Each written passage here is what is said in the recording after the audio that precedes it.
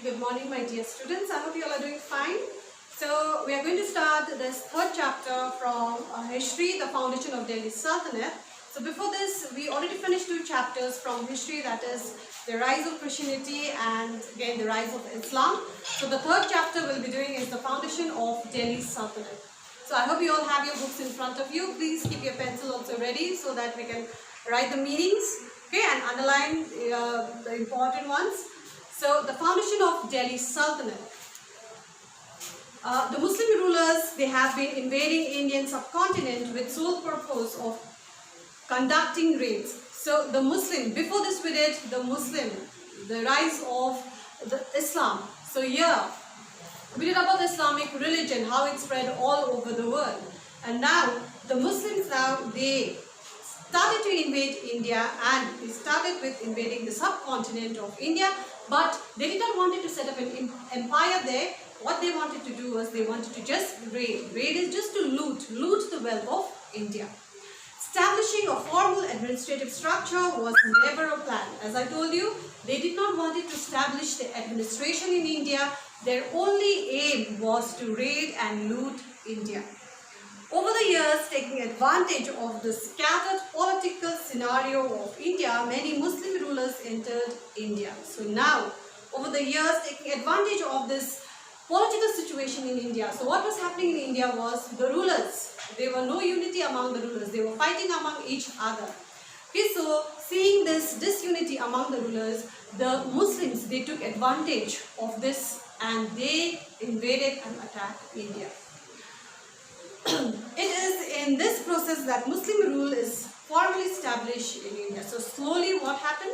They came, invaded India, they looted, they came, they looted India, they looted the wealth of India, and slowly they started to administer India. Now I want you to underline this, the two Turkish slave rulers.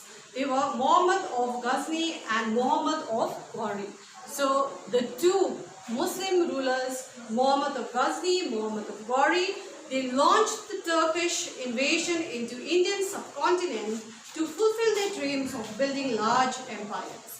So there were two Turkish Muslim rulers, Muhammad of Ghazni and Muhammad Ghori. They came to India and their dream was to build an empire in India. Okay, so you have to remember the names of these two Turkish rulers. Okay, so that is Muhammad of Ghazni and Muhammad of Ghazni and Muhammad Ghori. Now first we'll do with Muhammad of Ghazni. So Ghazni is the name of a place in Afghanistan. So that's the reason why he is known as Muhammad of Ghazni. Muhammad ruled till 1030 AD and succeeded in building the Ghaznavid Empire, which included Afghanistan, most of Iran, as well as Pakistan and some region of northwest India. So Muhammad, he ruled, you need to underline this, he ruled till 1030 AD and succeeded in building. So he was the ruler who built this empire, the Ghaznavid Empire. And this empire, it included Afghanistan, Iran, Pakistan and some of the region in northwest India. Now, the causes for Muhammad's invasion in India. Why Muhammad of Ghazni invaded India? So there are two reasons here. So how many times? Please underline this. Muhammad of Ghazni invaded India 17 times in 25 years. So in 25 years, how many times Muhammad of Ghazni invaded India? It was 17 times. And the following were the cause of Muhammad's frequent invasion of India. So these are the causes, these two. If you can see these two, underline these 2 points, the radio points. So these two tells us about the causes why Muhammad invaded India. The invasion in India provided him with the opportunity to loot the wealth of Indian kingdoms and temples. Now, one of the reasons why he invaded India was he got a lot of wealth. Okay, he wanted to loot a lot of wealth from the Indian kingdoms and temples. Why temples? Because at that time, the people used to offer gold, money, silver, Okay, in the temples, the statues also it was made out of gold. Okay, the idols, the statues of gods and goddesses were made out of silver, gold. It was coated with gold, silver. So that's the reason why Muhammad of Ghazni wanted to invade India, to loot India, to take away the wealth from the Indian kingdoms and also from temples. Second, Muhammad took the advantage of the rivalries among the Rajput rulers who could not put up a strong resistance against Muhammad.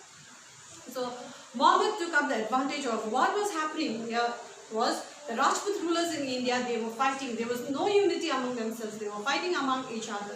So this was also one of the reasons why Muhammad, he looted India. He raided India, or let's say he invaded India, because he saw that there was no unity among the Rajput rulers.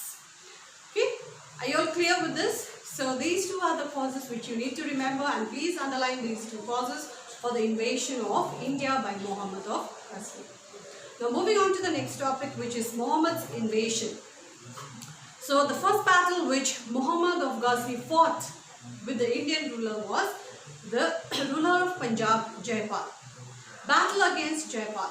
Muhammad's invasion of India started in 1001 AD with the first campaign against Jaipal of the Hindu Shahi dynasty, the ruler of Punjab. So Jaipal, he was the ruler of Punjab. So Muhammad of Ghazni fought with the ruler of Punjab, Jaipal.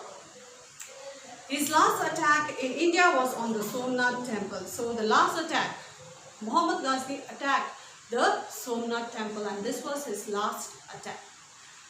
Muhammad defeated Jaipal and took him as prisoner in the battle near Peshawar.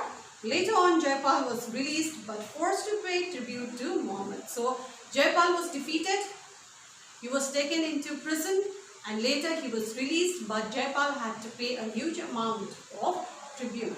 Okay, tribute, it is money which is given to someone else in return for not being attacked. So Muhammad of Ghazni promised that he would not attack Jaipal, but in return Jaipal had to give a huge amount of money.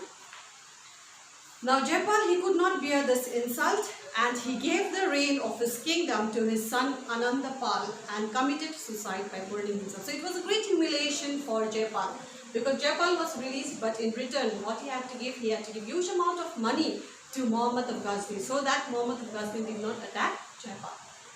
Okay, so this was a great humiliation for him. So what did he do? He handed over his kingdom to his son Anandapal, and he himself burned to death. He committed suicide. Now the next battle was between Anandapal and between Muhammad of Ghazni. Anandapal, he was the son of Jaipal. So the next battle, the second battle was fought between Anandapal and Muhammad of Ghazni. After the victory over Jaipal, Muhammad continued his invasion into India. To challenge Muhammad, Anandapal formed an alliance with the Rajput rulers of Gwalior, Kalinjar, Ajmer and Delhi. Now, another war was between Anandapal and Muhammad of Ghazni. So, now Anandapal, he made alliances. Alliances means partnership. You can write it down, alliance, partnership. So, he made partnership with Anandapal made partnership with other Rajput rulers of Ajmer, Kalinjar, Gwalior, Delhi, and this combined forces, they could not defeat Muhammad. But now, Muhammad again, another battle was fought between Anandapal and Muhammad of Ghazni. Anandapal, he made partnership with other Rajput rulers.